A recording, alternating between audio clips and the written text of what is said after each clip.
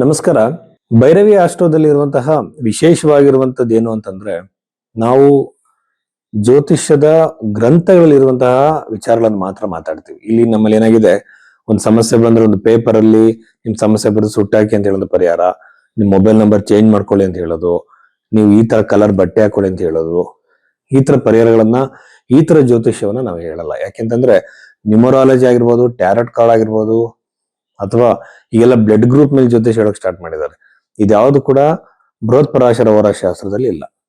ಜ್ಯೋತಿಷ್ಯ, ನಿಜವಾದ ಜ್ಯೋತಿಷ್ಯ, ವೇದಿಕ್ ಅಸ್ಟ್ರಾಲಜಿ ಅಂತ ನಾವೇನ್ ಕರಿತೀವಿ ಅದು, ಮತ್ತೆ ಹಸ್ತ ಸಾಮುದ್ರಿಕೆ ಮಾತ್ರ ಎರಡು ನಮ್ಮ ಭಾರತೀಯ ಜ್ಯೋತಿಷ್ಯ ಶಾಸ್ತ್ರಗಳು. ಇದ್ರಲ್ಲಿ ಮಾತ್ರ ಪ್ರೆಡಿಕ್ಷನ್ಸ್ ಕೊಡೋಕ್ ಸಾಧ್ಯ. ಜೊತೆಯಲ್ಲಿ ಇದರಲ್ಲಿ ಪರಿಹಾರಗಳಂತ ಬಂದಾಗ ನಾವು GeM stones, numerology, tarot card remedies, ಈ ತರ ಯಾವುದೇ ಪರಿಹಾರಗಳನ್ನ ಸೂಚಿಸಲ್ಲ. ಕಾಸ್ಟ್ಲಿ ಪೂಜೆಗಳನ್ನು ಕೂಡ ಭೈರವಿ ಆಸ್ಟ್ರೋದಲ್ಲಿ ಯಾರು ಕೂಡ ಸೂಚಿಸಲ್ಲ ಇದರಲ್ಲಿ. ಹಾಗಾಗಿ ಸತ್ಯವಾಗಿರುವಂತ ಜ್ಯೋತಿಷ್ಯ ಏನಿದೆ, ಗ್ರಂಥಗಳಲ್ಲಿ ನಮ್ಮ ಋಷಿಗಳು ಏನ್ ಹೇಳಿದ್ದಾರೆ, ಆ ಬಗೆಯ ಜ್ಯೋತಿಷವನ್ನು ಮಾತ್ರ ಜನಗಳಿಗೆ ತಲುಪಿಸುವಂತ ಕೆಲಸ ಭೈರವಿ ಆಸ್ಟ್ರೋದು.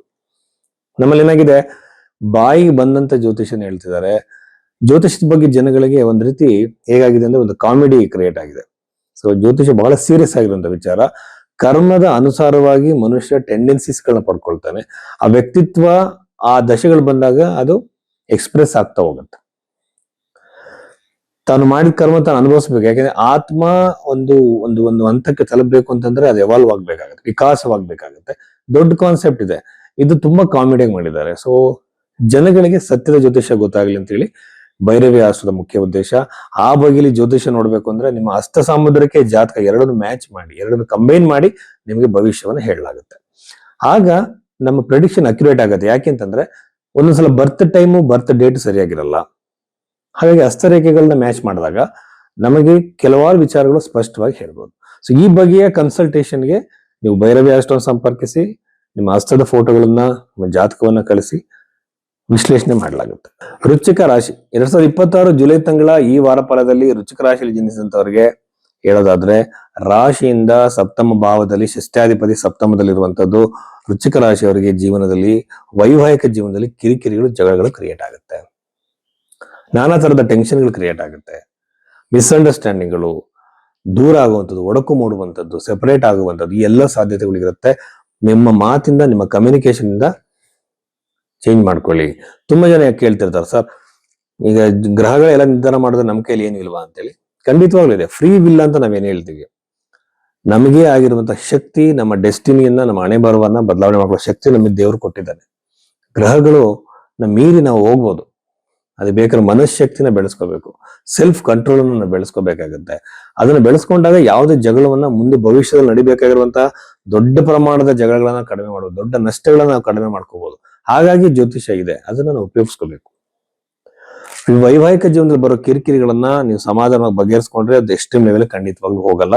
ಜಾಗೃತಿಯಾಗಿರಿ. ಯಾಕಂದ್ರೆ ವೃಶ್ಚಿಕ ರಾಶಿಯವರಿಗೆ ವೈವಾಹಿಕ ಜೀವನದಲ್ಲಿ ಈ ಒಂದು ವಾರ ಟೈಮ್ ಅಲ್ಲಿ ಕಿರಿಕಿರಿಗಳು ಖಂಡಿತವಾಗ್ಲೂ ಇದೆ.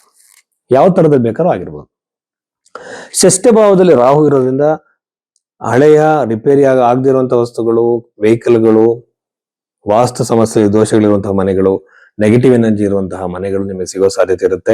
ಬಾಡಿಗೆ ಆಗಿರ್ಬೋದು, ಭೋಗ್ಯಕ್ಕಾಗಿರ್ಬೋದು, ಸ್ವಂತಕ್ಕಾಗಿರ್ಬೋದು, ಬಹಳ ಕೇರ್ಫುಲ್ ಆಗಿ ಪರೀಕ್ಷೆ ಮಾಡ್ಕೊಂಡು ಹೋಗ್ಬೇಕು. ನವಮ ಭಾವದಲ್ಲಿ ಗುರುಗ್ರಹ ಇರೋದ್ರಿಂದ ತಂದೆಯ ಆರೋಗ್ಯದಲ್ಲಿ ಸುಧಾರಣೆ, ತಂದೆ ಜೊತೆ ಉತ್ತಮ ಬಾಂಧವ್ಯ, ತಂದೆ ಇಲ್ಲ ಅಂದಾಗ ತಂದೆಯ ಸ್ಥಾನದಲ್ಲಿರುವಂತಹ ವ್ಯಕ್ತಿಗಳಾಗಿರ್ಬೋದು, ಅವ್ರ ಜೊತೆ ಉತ್ತಮ ಬಾಂಧವ್ಯ ಬೆಳೆಯುತ್ತೆ. ಆಧ್ಯಾತ್ಮಿಕ ಪ್ರಗತಿ, ಈಗ ಆಧ್ಯಾತ್ಮಿಕ ವಿಚಾರಗಳಲ್ಲಿ ಮೆಡಿಟೇಷನ್ ಪ್ರಾಕ್ಟೀಸ್ ಮಾಡ್ತಿರ್ತಾರೆ, ಪ್ರಾಣಾಯಾಮ ಪ್ರಾಕ್ಟೀಸ್ ಮಾಡ್ತಿರ್ತಾರೆ. ಇದೆಲ್ಲದ್ರೂ ಕೂಡ ಅನುಕೂಲಗಳಾಗ್ತಾ ಹೋಗುತ್ತೆ ವೃಶ್ಚಿಕ ರಾಶಿಯಲ್ಲಿ ಜನಿಸಿದಂತವರಿಗೆ. ಉದ್ಯೋಗದಲ್ಲಿ ಮಾತ್ರ ಕೇತು ಗ್ರಹ ಇರೋದ್ರಿಂದ ಉದ್ಯೋಗದಲ್ಲಿ ಸಡನ್ ನೆಗೆಟಿವ್ ಚೇಂಜಸ್, ಸಡನ್ ಉದ್ಯೋಗ ಚೇಂಜ್ ಆಗ್ಬಿಡೋದು, ಕೆಲ್ಸಕ್ಕೆ ಬರಬೇಡ ಅಂತ ಹೇಳ್ಬಿಡೋದು, ಅಥವಾ ನಿಮಗೆ ಕೆಲಸ ಮಾಡೋ ಸ್ಥಳದಲ್ಲಿ ಅವಮಾನಗಳಾಗೋದು, ನೋವುಗಳಾಗೋದು, ನೀವು ಮಾಡಿರೋ ತಪ್ಪಿಗೆ ನಿಮ್ಮ ಮೇಲೆ ಅಪವಾದಗಳು ಬರುವಂತದ್ದೆಲ್ಲ ಸಾಧ್ಯತೆಗಳು ವೃಶ್ಚಿಕ ರಾಶಿಯವರಿಗಿದೆ. ದಯವಿಟ್ಟು ನೀವು ಸಮಾಧಾನ ಚಿತ್ತತೆಯನ್ನು ಕಾಪಾಡ್ಕೊಳ್ಳಿ. ವೃಶ್ಚಿಕ ರಾಶಿಯ ರಾಶಿಯಾಧಿಪತಿ, ಮೇಷದ ರಾಶಿಯಾಧಿಪತಿ ಇಬ್ರು ಕೂಡ ಕುಜನೇ ಆಗಿದ್ದು ಸಹ ವೃಶ್ಚಿಕದಲ್ಲಿ ಹುಟ್ಟಿದಂತವರ ವ್ಯಕ್ತಿತ್ವ ಬೇರೆ ತರ ಇರುತ್ತೆ. ಇವರು ಸುಲಭವಾಗಿ ಮರೆಯಲ್ಲ, ಅದನ್ನೇ ಇಟ್ಕೊಂಡು ಮನಸ್ಸಲ್ಲಿ ರಿವೆಂಜ್ ತಗೋಬೇಕು ಅಂತ ಟೈಮ್ ಸ್ಪೆಂಡ್ ಮಾಡ್ತಾರೆ. ಹಾಗಾಗಿ ಕೇರ್ಫುಲ್ ಆಗಿರಿ. ಇಷ್ಟು ವಿಚಾರಗಳು ವೃಶ್ಚಿಕ ರಾಶಿಯ ಸಮಸ್ಯೆದು.